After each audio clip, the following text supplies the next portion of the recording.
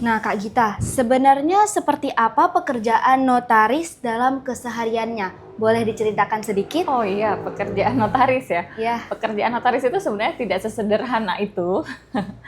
Karena apa? Dalam satu permasalahan yang kita selesaikan atau dokumen yang kita terima, itu banyak dokumen-dokumen pendukung nih.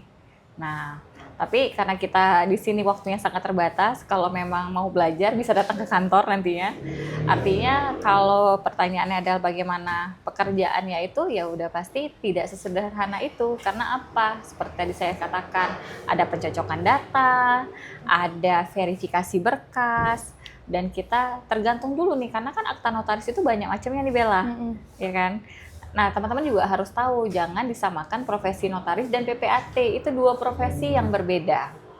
Nah, profesi notaris itu tunduk kepada Kementerian Hukum, sedangkan PPAT itu tunduk kepada Kementerian ATR dan BPN, yang mana akta-akta yang dihasilkan itu berbeda. Kalau kita nih orang awam, orang umum, kalau bercerita akta tanah, tahu kan? Jual beli, hibah, itu larinya ke akta PPAT. Nah, kalau kita bercerita yayasan, kalau kita bercerita PT dan lain-lain sebagainya, itu kita berarti masuknya ke ranah notaris. Gitu. Oh, iya. Jadi harus dibedakan terlebih dahulu.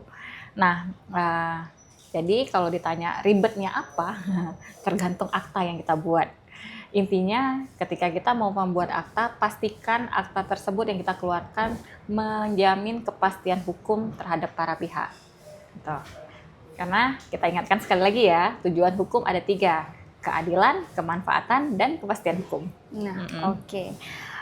Kak Gita, kan Kak Gita udah berpengalaman nih jadi notaris. Bella mau tahu dong, apa kesalahpahaman yang paling sering dimiliki mahasiswa tentang profesi sebagai notaris? Kesalahpahaman ya? Iya. Kalau kesalahpahaman itu mungkin seperti ini ya, mungkin dikira nih oleh banyak mahasiswa, pekerjaan notaris itu pekerjaan yang sangat simple, gitu kan. Padahal dinamikanya yang terjadi, kebutuhan. Nah, apalagi ini kan kita masyarakat yang terus bergerak, terus banyak sekali perubahan-perubahan.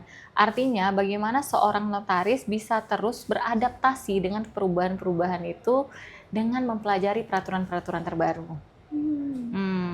Ya kan? Oke, hari ini misalnya seorang dokter membuka klinik, ya biasa kan ini cewek-cewek ini semua apa sih udah ke klinik kecantikan ya.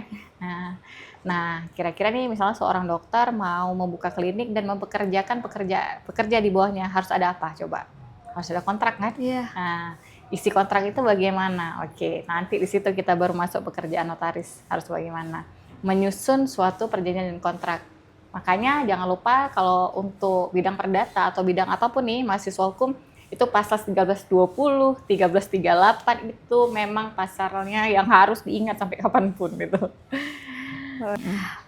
Kalau menurut Kak Gita, skill apa yang paling penting untuk dimiliki seorang notaris? Oh, skill apa? Kalau saya pertama, 1, komunikasi.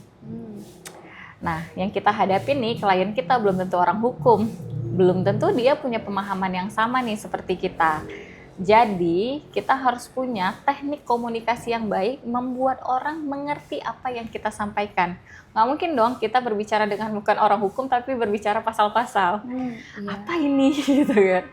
Nah, kita harus mempelajari skill itu. Kalau sekarang saya selalu bilang sama adik-adik magang di kantor, kalau memang kalian punya kesempatan untuk belajar berbicara, dalam bentuk apa saja, ikut kegiatan itu. Sekarang kan banyak ya komunitas-komunitas yang mengajari public speaking dan sebagainya semacam itu, dan itu harus dilatih memang. Nah, yang kedua adalah skill yang harus kita punya, kemauan belajar. Karena apa? Nggak mungkin kita menjelaskan sesuatu tanpa dasar hukum. Iya, benar. Orang hukum kalau berbicara harus ada dasar ya. Iya. Ini nggak boleh, dasarnya apa gitu. Iya, benar. Iya. Dan yang ketiga ya itu dia. Karena yang paling penting bukan orang yang paling pintar, tapi adalah yang paling mau belajar sih sebenarnya.